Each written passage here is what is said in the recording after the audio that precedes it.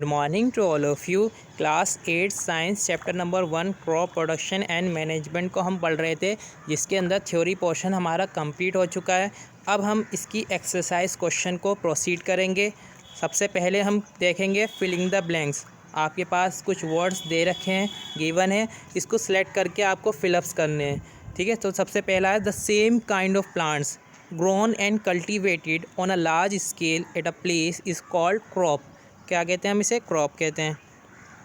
ठीक है, यानी कि जब सेम काइंड ऑफ प्लांट्स को हम ग्रो कराते हैं लार्ज स्केल के ऊपर, तो उस चीज़ को हम क्या कहते हैं? क्रॉप, फसल।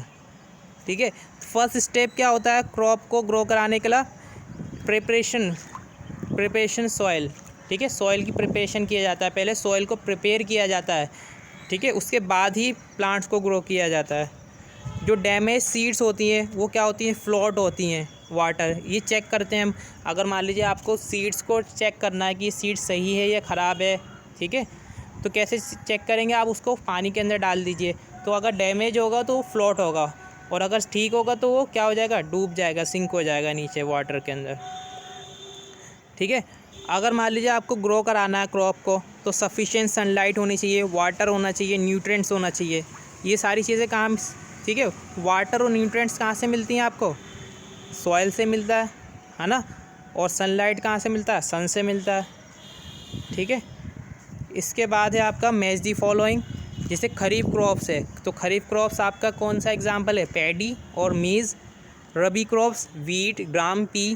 केमिकल फर्टिलाइज़र्स कौन से होते हैं? यूरिया और सुपर फॉस्फेट। ऑर्गेनिक मैन्यूर कौन से होते हैं? एनिमल एक्सक्रीटा, काओ डंग, यूरिन।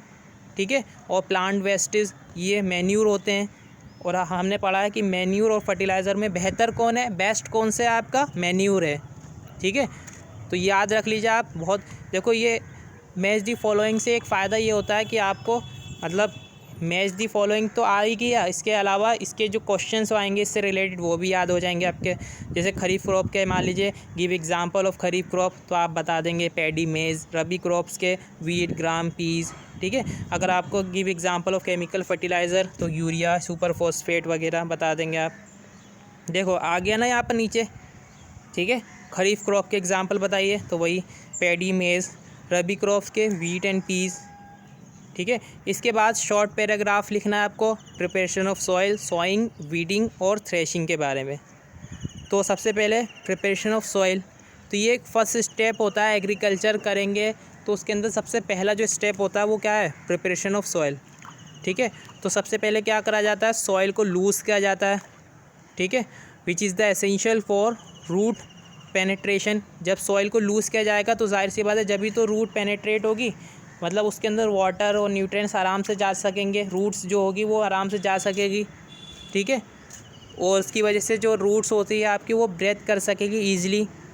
ठीक है, और लूजनिंग सॉइल करना ये भी इसलिए भी ज़रूरी है क्योंकि जो अर्थवॉर्म होते हैं, जिसे फार्मर्स के फ्रेंड कहते हैं हम अर्थवॉर्म को। ठीक है, अर्थवॉर्म को क्या कहते हैं? Friends of farmers.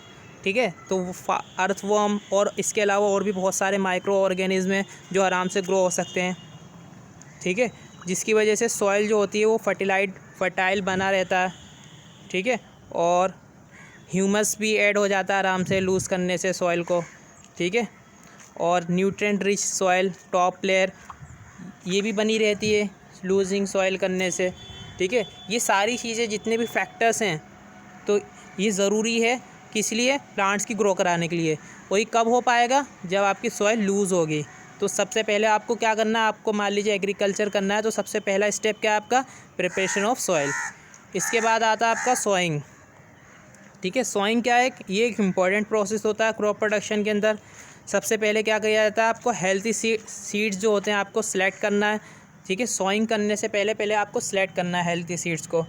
ठीक है, तो सिलेक्ट करने के बाद उसको क्या करना है? सो कर देना है। ठीक है, तो इसके या तो ट्रेडिशनल मेथड का यूज़ कर लीजिए, या फिर बहुत सारे इक्विपमेंट्स होते हैं, सीड ड्रिल्स वगैरह, उसका यूज़ कर सकते हैं आप सॉइंग करने के लिए। ठीक है, फिर इसके बाद वीडिंग होता है। वीडिंग में क्या करते हैं? अननेसेसरी प्लांट्स, ठीक है, इसको रिमूव कराते हैं। ठीक है, weeds compete with crop plant for nutrients and water, अभी हमने पढ़ा था। ठीक है, लास्ट क्लास में पढ़ा था ना हमने, जो वीड्स होते हैं, तो वीड्स आसपास प्लांट्स के, जो हमारी मेन क्रॉप होती है ना, उसके आसपास जो बेकार के प्लांट्स होते हैं जो ग्रो हो जाते हैं, जिसकी हमें ज़रूरत नहीं होती, उसी को हम वीड्स कहते हैं। तो वीड्स से नुकसान क्या है, जो न्यूट्रिएंट्स है, वाटर है, ये सारी चीज़ें एक्वायर कर लेता है वो। तो इसकी वजह से जो हमारा डिज़ायर क्रॉप है उसकी यील्ड कम हो जाती है, ठीक है। और हार्वेस्टिंग के अंदर भी ये क्या करता है, इंटरफेयर करता है, और क्रॉप के साथ जो हमारी मेन क्रॉप है उसके साथ मिक्स हो जाता है, ठीक है। कुछ ऐसे वीड्स होते हैं जो पॉइजनस होते हैं एनिमल्स के लिए, क्रॉप्स के लिए भी पॉइजनस होते हैं, ठीक है। एक टिलिंग मेथड होता है जो रिमूव कराने के लिए यूज़ किया जाता है, किसको, वीड्स को। तो tilling is common method which help removal of weeds before sowing crop.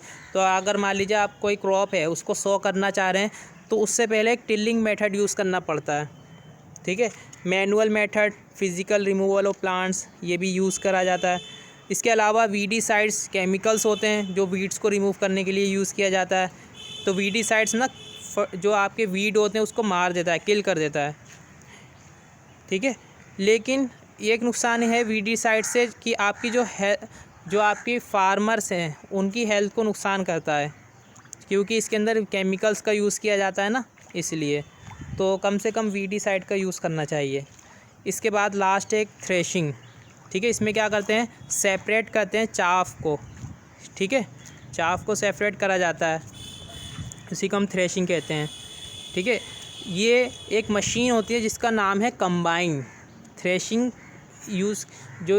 Threshing के अंदर जो यूज़ की जाती है मशीन, उसका नाम कंबाइन है, ठीक है। इसको हम हार्वेस्टर भी कहते हैं, थ्रेशर, ठीक है। Threshing is also done by winnowing, हवा के ज़रिए भी किया जाता है, विंड के ज़रिए भी, ठीक है। चाफ को क्रॉप से अलग कर दिया जाता है थ्रेशिंग के अंदर, ठीक है। तो अगर आपको कोई भी डाउट्स है तो आप हमसे पूछ लीजिएगा इस चैप्टर के अंदर, या कोई सा भी चैप्टर हो आपको 6th क्लास से लेकर 12th क्लास के अंदर, साइंस के अंदर, बायो केमिस्ट्री और फिज़िक्स में कोई भी डाउट है अगर, तो आप हमसे किसी भी वक्त पूछ सकते हैं। Thank you so much.